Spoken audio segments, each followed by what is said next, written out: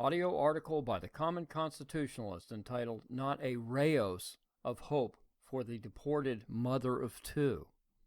See what I did there? A little play on words, Rayos, because her name is Rayos. Well, you'll get it in a minute.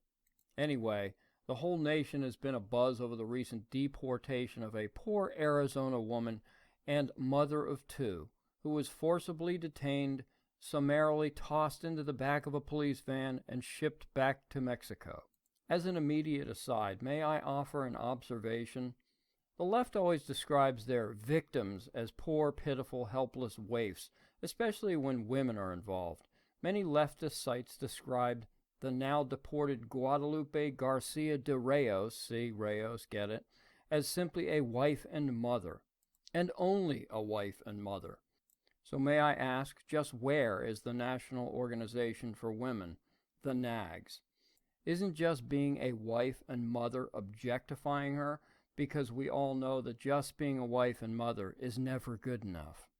Anyway, just an observation of the inconsistencies of the left.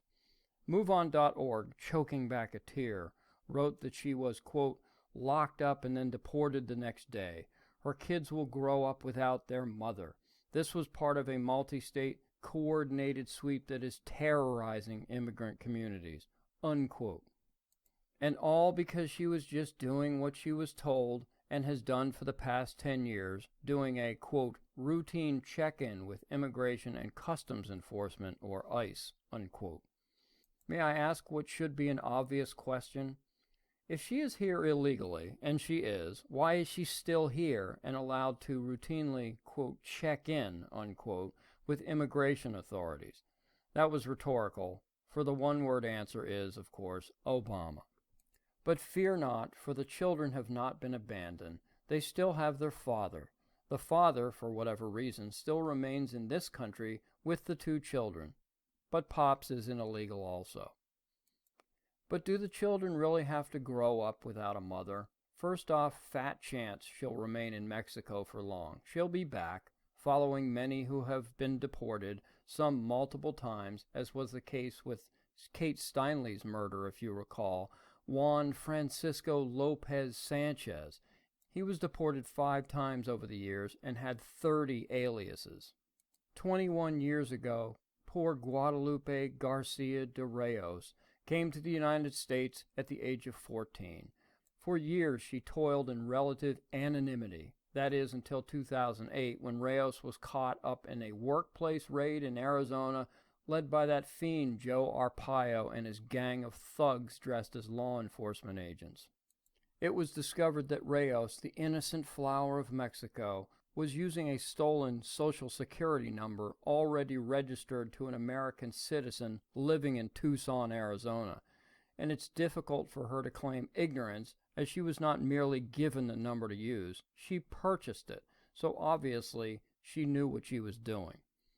On top of stealing the Tucson man's identity, she was also caught using a resident alien card registered to a 55-year-old man.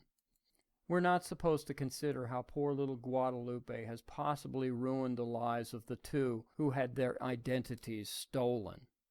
For these offenses, identity theft, she was convicted of a Class 6 felony, served 6 months in the clink, but was not deported. Instead, she was just required once a year to check in with ICE. However, due to her felony conviction, she was issued a deportation order in 2013. This time she was asked to agree to self-deportation. Of course, she agreed to leave of her own accord, but, of course, never did, and the Obama government never pursued it. She was apparently allowed to simply resume her yearly check-in routine. So now we're all supposed to feel sorry for this wife and mother of two. Well, I don't.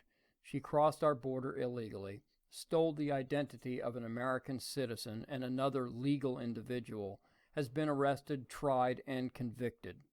We're supposed to feel bad that her family has suddenly been torn apart, as if she and her illegal immigrant husband have nothing to do with the predicament they find themselves in, that they are just innocent bystanders. Again, I don't.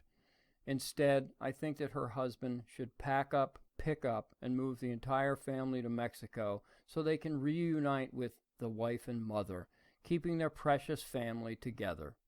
Thank you for listening.